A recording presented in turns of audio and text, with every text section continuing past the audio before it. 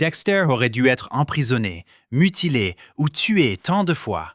Pourtant, il trouve toujours un moyen de se sortir de chaque situation périlleuse. Bienvenue sur l'Écho des stars, et aujourd'hui, nous allons décortiquer les moments où Dexter a eu une chance incroyable. Accrochez-vous, car certaines de ses évasions défient toute logique, à commencer par la fois où il a réussi à s'extirper de sa propre scène de crime. Lorsque Dexter est allé s'occuper de Phoebo, il a rencontré quelques imprévus. Phoebo était un petit trafiquant de drogue à Miami, mais ses activités criminelles ne s'arrêtaient pas là. Dexter savait que Phoebo était responsable de la mort de 2 jeunes femmes, mais il avait réussi à s'en tirer impunément. Ce déni de justice était précisément la raison pour laquelle Dexter l'avait ciblé et s'était introduit chez lui pour le tuer. Malheureusement pour Dexter, quelqu'un était déjà dans la maison de Phoebo et l'attaquait, Oscar Prao.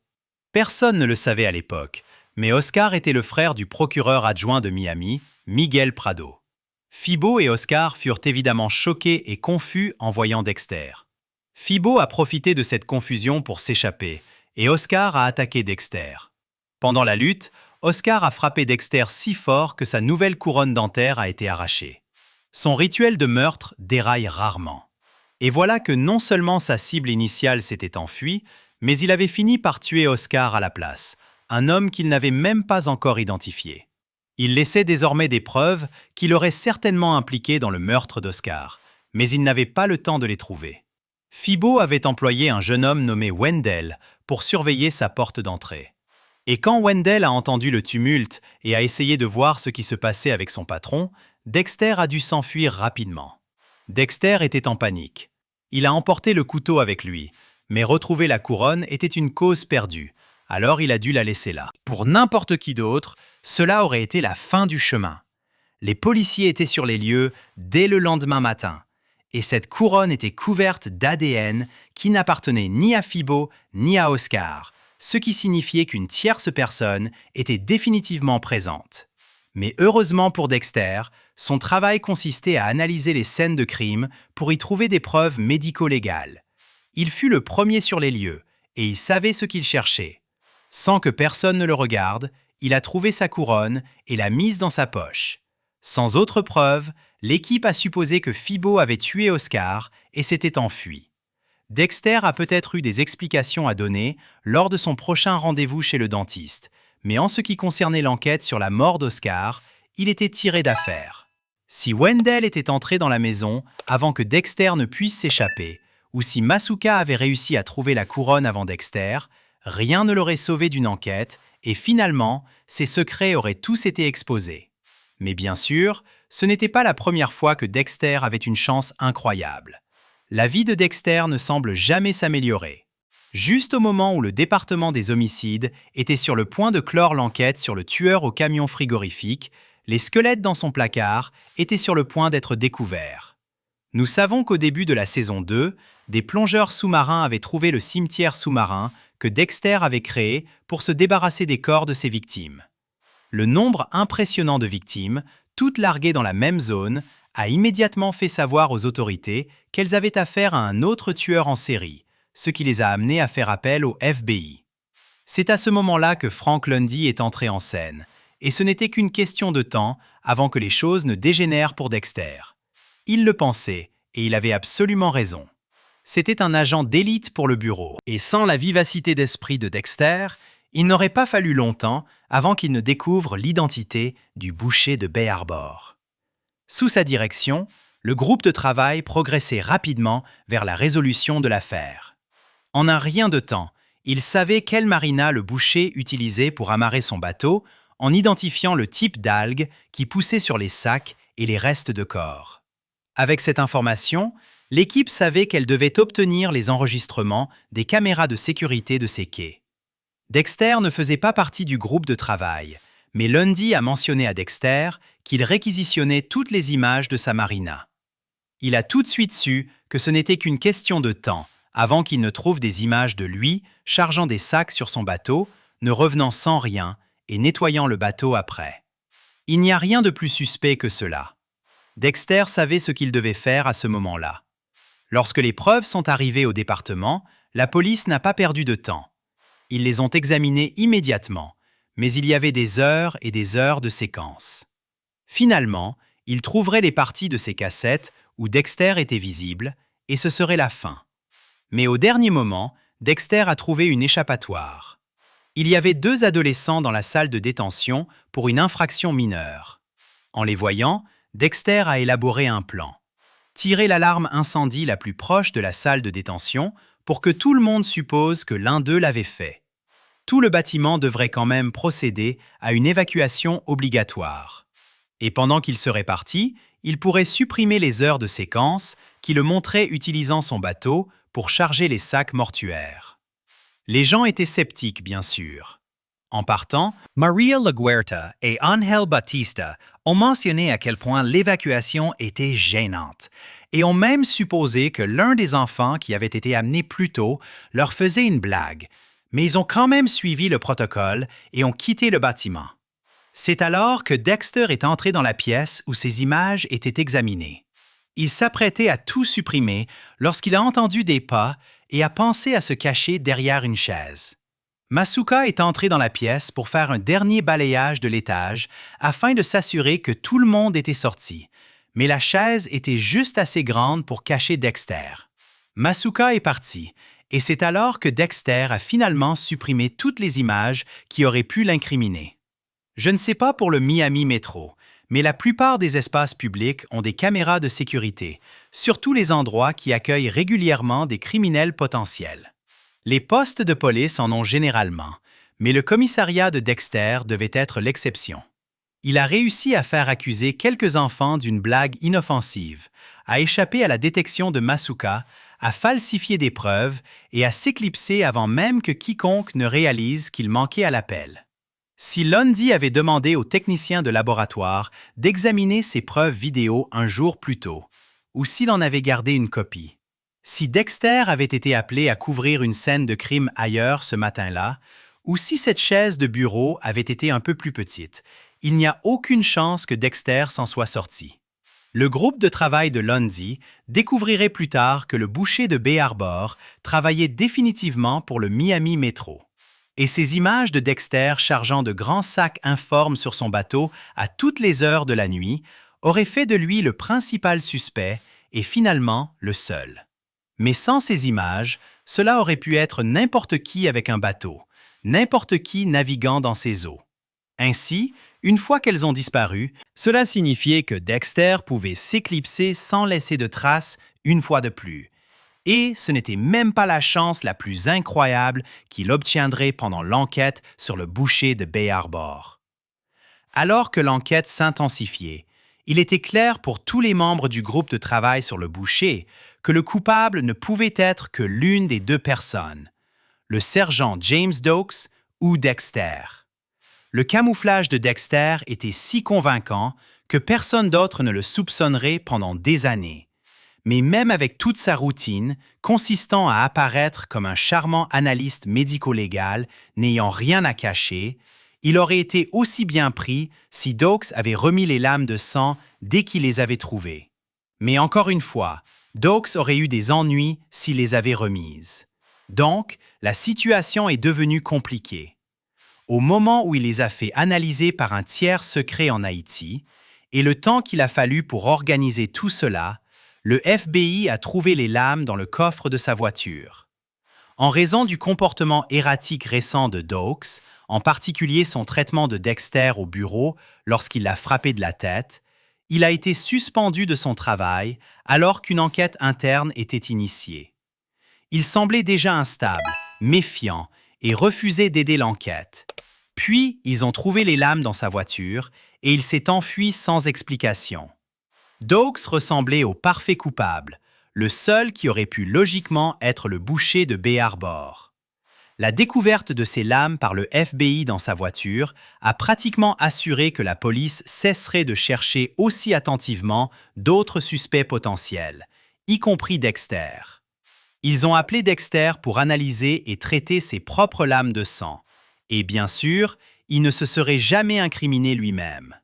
Cette preuve lui a offert l'occasion parfaite de poursuivre un montage contre Dokes, lui permettant de blanchir son nom et de maintenir le code de son père en un seul coup. Cela aurait été une bataille difficile, d'accuser Doakes et de le combattre devant les tribunaux. Mais Dexter était prêt à relever ce défi, convaincu que les preuves contre Doakes étaient insurmontables. Lorsque Doakes a volé les lames, a évité le FBI et les a laissées dans sa voiture, il a pratiquement remis à Dexter un passe-droit pour s'échapper. C'était vraiment l'une des choses les plus chanceuses qu'un tueur en série pouvait obtenir, alors qu'il faisait l'objet d'une enquête. Mais même la chance de Dexter n'était pas encore épuisée. Doakes ne s'enfuyait pas sans raison. Il savait qu'il avait l'air coupable. Grâce à sa correspondance avec Maria Laguerta, il savait très bien qu'il était dans le viseur du FBI. Il n'allait pas se laisser faire sans combattre. Il savait que Dexter devait être le vrai coupable, surtout après avoir trouvé ses lames de sang dans son appartement. De là, il a placé un dispositif de suivi sur le bateau de Dexter, ce qui l'a mené directement sur les lieux du crime le plus récent commis par Dexter, le meurtre de Santos Jiménez. Jiménez était l'un des membres du cartel ayant participé à la mort et au démembrement de la mère de Dexter, alors que ce dernier n'était qu'un enfant. Il n'y avait aucune chance que Dexter le laisse en liberté une fois qu'il l'aurait retrouvé. Il a tué Jiménez, mais n'a pas eu le temps de se débarrasser du corps tout de suite, comme il le ferait normalement. Mais la zone où il a laissé le corps était si éloignée que Dexter a pensé qu'il avait assez de temps pour le laisser là, faire acte de présence pour maintenir les apparences et s'en débarrasser le lendemain. Il s'est trompé. Doakes l'a suivi jusqu'à la cabane, a découvert ce qu'il cachait dans les sacs poubelles qu'il avait laissés et l'a confronté. C'est à ce moment-là que Dexter a su qu'il devait faire quelque chose. Il a réussi à maîtriser Doakes, à l'enfermer dans une cage et à le garder là pendant qu'il élaborait les étapes suivantes. Comme je l'ai dit, Dexter ne pensait pas que tuer Doakes correspondrait au code d'Harry. Il a donc créé le plan B, faire passer Doakes pour le boucher. Le FBI pensait déjà que c'était lui, et tant qu'il était enfermé dans une cage, il ne pouvait révéler la vérité à personne. Pas même à la seule personne qui croyait vraiment en son innocence, son ancien ami, la lieutenant Laguerta. Dexter s'est empressé de mettre en scène les empreintes digitales de Doakes sur un rouleau de couteau qui, par pur hasard, s'était échoué près de la marina pendant l'enquête. Il a semé le doute et la méfiance dans l'esprit de leurs collègues, a mentionné le comportement agressif de Doakes envers lui, disant qu'il avait toujours su qu'il y avait quelque chose d'étrange chez lui. Tout se déroulait sans accroc. Il semblait vraiment que le montage allait fonctionner pour Dexter ici. Même si cela aurait été un tracas de gérer l'affaire judiciaire après avoir libéré Doakes ou l'avoir fait trouver par les autorités, cela semblait plus acceptable pour Dexter que de tuer Doakes, quelqu'un qui ne pensait vraiment pas correspondre au code. Et peut-être que cela n'aurait pas fonctionné. Peut-être que Doakes aurait eu une excellente équipe d'avocats. Peut-être que ses puissants amis du département s'en seraient assurés. Ils auraient pu embrouiller les pistes suffisamment pour obtenir un vice de procédure ou même un acquittement. Dexter ne pouvait pas en être sûr, mais il était prêt à tenter sa chance. Toute la situation aurait jeté son monde entier dans le tumulte. Ce niveau d'enquête aurait été incroyablement inconfortable pour Dexter. Et encore une fois, il n'y a aucune garantie qu'il obtiendrait un succès au final. Il n'aurait en aucun cas pu continuer à s'engager dans son rituel pendant le procès. Avec Doakes en prison, à qui attribuerait-il de nouveaux meurtres ou disparitions s'il continuait? Encore une fois, la chance est arrivée juste à temps. Avant que Dexter n'ait à faire face à l'un de ses problèmes, Lila, son ex-petite amie folle et fausse marraine des narcotiques anonymes, a trouvé la cabane où Doakes était piégé. Si Lila avait été un peu moins déséquilibrée, cela aurait été une condamnation à mort pour Dexter. Littéralement, si Doakes s'était échappé à temps et que son témoignage avait corroboré le sien, Dexter aurait été rapidement conduit à la chaise électrique. Au lieu de cela, Lila était aussi manifestement folle qu'elle l'avait toujours semblé, croyant qu'elle et Dexter étaient des âmes sœurs. Elle ne voulait rien qui puisse entraver leur avenir ensemble. Et cela incluait l'implication de Doakes dans l'affaire du boucher de Bay Harbor. Pour garder Dexter libre et gagner davantage ses faveurs, Lila a décidé en une fraction de seconde de mettre fin à tout cela. Elle a entendu ce que Doakes avait à dire, puis a décidé qu'au lieu de lui donner la clé de la cage, elle ferait exploser toute la cabane. Et c'est exactement ce qu'elle a fait. Quand Lila a tué Dawes, elle a éliminé tous ses problèmes potentiels pour Dexter.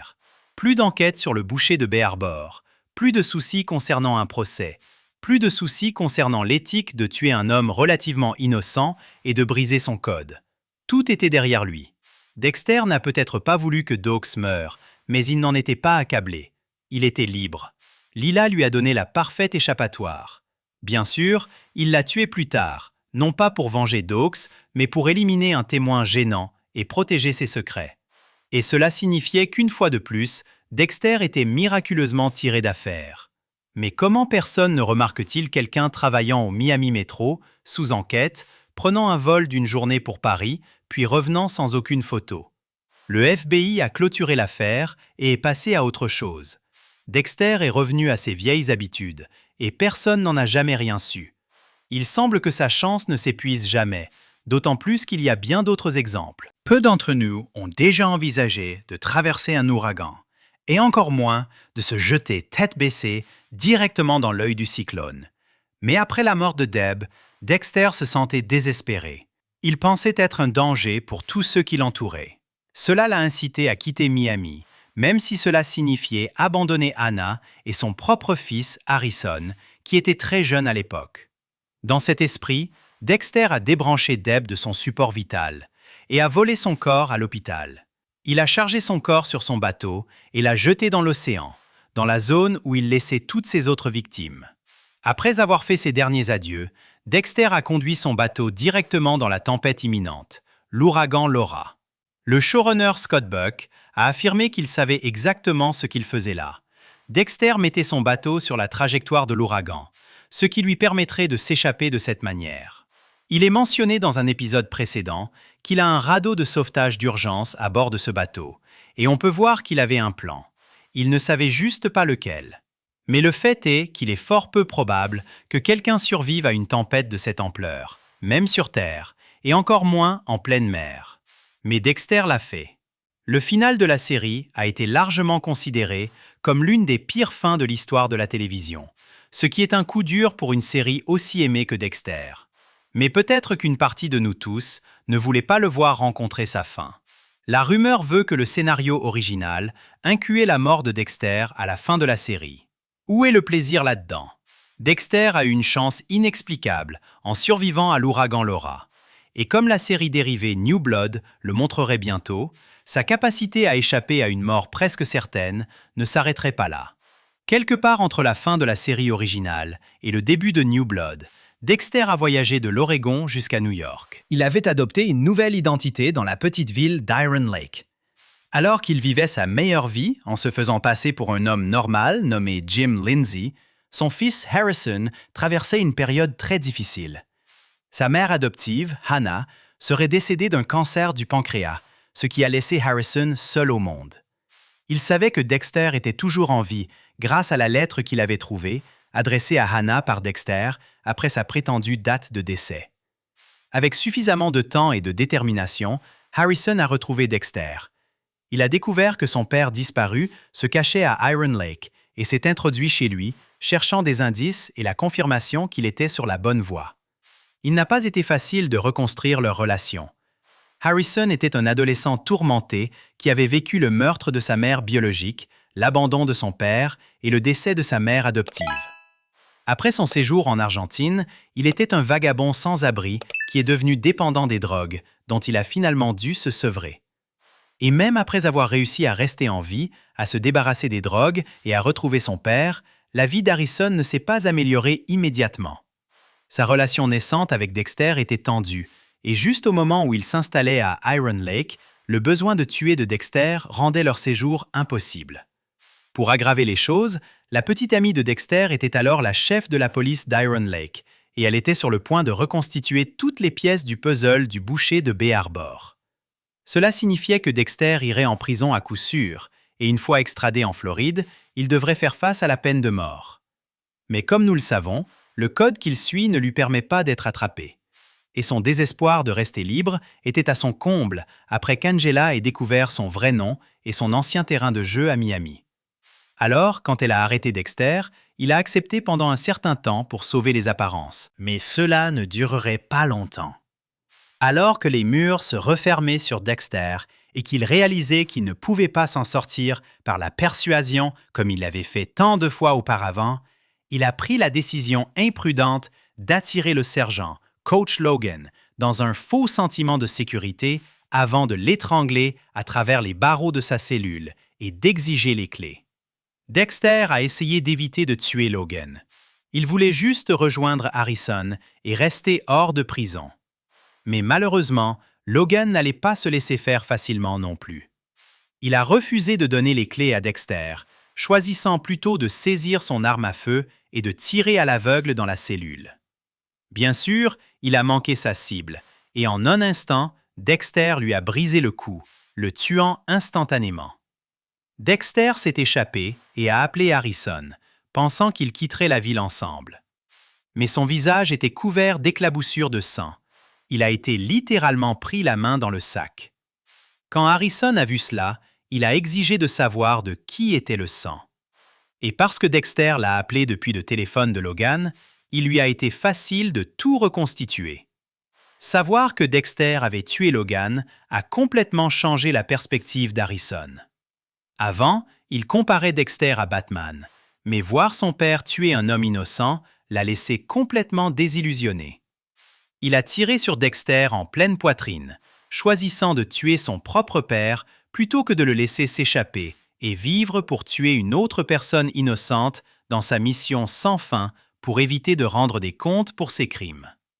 Dexter n'est pas mort, il a été réanimé, et après un coma de 10 semaines, il était de retour comme s'il n'était jamais parti.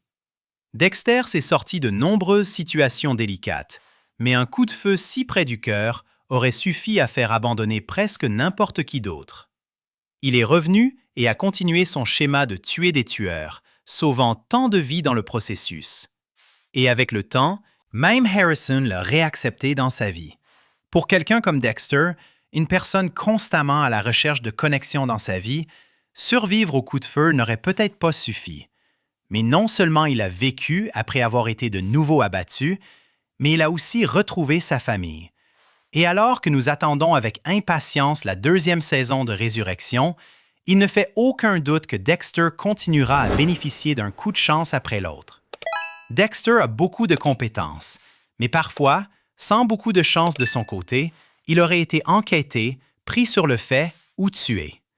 Vu le nombre de fois où Dexter a échappé à toutes ces situations, il ne fait aucun doute que beaucoup de gens ne peuvent que souhaiter avoir une fraction de la bonne fortune qu'il a eue.